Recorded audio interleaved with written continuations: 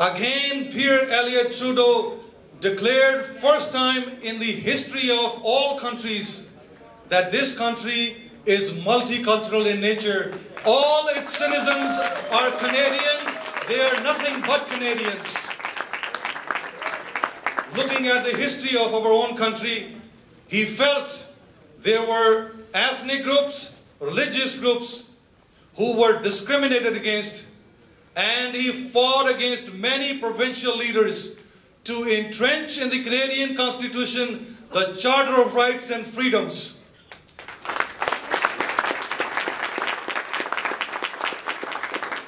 In our foreign policy, he stood for peace. He announced to the world that the Canadians are peace-loving people. They will not invade other countries, and they cannot stand by if other countries are being invaded. Yeah, you can do that. He also stood for what he called in 60s and 70s, we need a just society. All the citizens of this country must enjoy. They must have education, healthcare, federally funded Canadian pension system. The social safety network should be there for each Canadian all the time. And now, from the same family, Trudeau family, from same Liberal family, here is a Member of Parliament from Papineau, Quebec. It is an honor to welcome Justin Trudeau.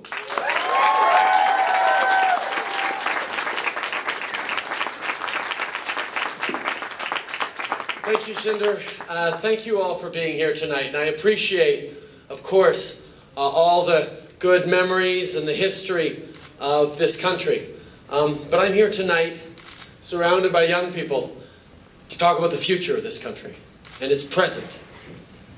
And when we remember my father and some of the other giants that made this country great, it's not important to think of all that they gave us, but to think about why they gave us what they did. The principles, the values that underpinned the decisions and the choices that we made as a country. Healthcare, because we needed to make sure that everyone could get healed when they were sick. Opening up the world, up Canada to the world, because we needed to build a country that drew on the expertise, on the innovation, on the creativity, on the strength of all the diversity in this country. He believed in a just society, not because it was a catchy slogan, but because a just society is one in which everyone's rights are recognized, in which everyone has an opportunity to achieve, to build their dreams, to be more. And a multicultural society was about understanding that Canada is a country strong not in spite of its differences, but because of those very differences. That the differences in language, in background, in history, in culture, in religion, in regions that characterize this country are a source of strength, a source of versatility, ways to reach out around the world for markets and ideas, ways to build a strong, resilient society, flexible enough to meet the challenges the future holds, strong enough to stand side by side when the tough times come. This is the country we are striving to build still today. It was the country we were striving for a generation before, 3 generations before. And we're closer to it now than we ever have been before, except for the past 5 years. Characterized by a government that thinks less of Canadians, that plays up on our differences and our fears, that knows how to talk a good game, but when it comes to actual actions, invariably falls short. They're the party that's cutting pay equity for women. They're the party that refused refused to recognize the need in Canada for early learning and childcare education centres right across the country, cancelling a landmark childcare accord, not recognizing that 70% of kids under 5 have 2 parents who work. They're the party that always chooses narrow partisan politics over the greater good.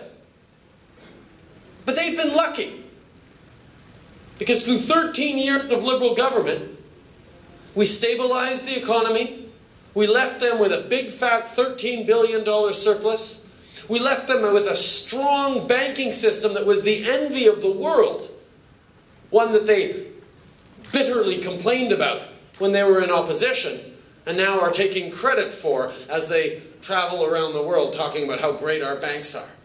So for the past 5 years, through this global recession, Canada has fared fairly well. But you know what? That $13 billion surplus we Liberals left them with was gone before the global recession hit. So when it did hit, bam! We dropped deeper into a record $56 billion deficit.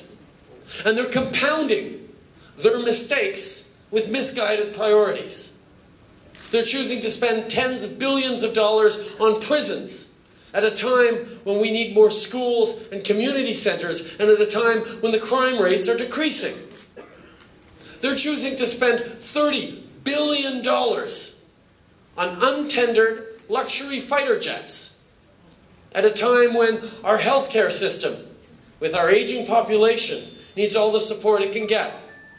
And they're choosing, and this is the big one for me, they're choosing to borrow $6 billion to give to their friends in the 5% of most profitable companies in this country.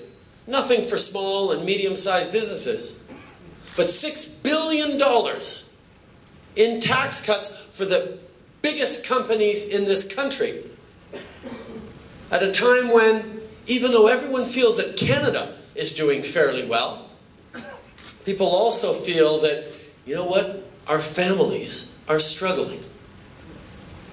That's why the Liberal Party chooses to turn that around and say, you know what, tax cuts for our big corporations, yeah, they were a good idea. In fact, we're the ones who started that. We're the ones who brought our tax rates down to be competitive and ahead of most of the OECD countries. But continuing corporate tax cuts is not what you do when we're in a recession, when we're in a huge deficit. Now is the time to give our families a little bit of a boost. Help them pay for their kids going to university and trade schools by giving them $1,000 a year over 4 years, $1,500, so $6,000 over 4 years for kids from low-income families.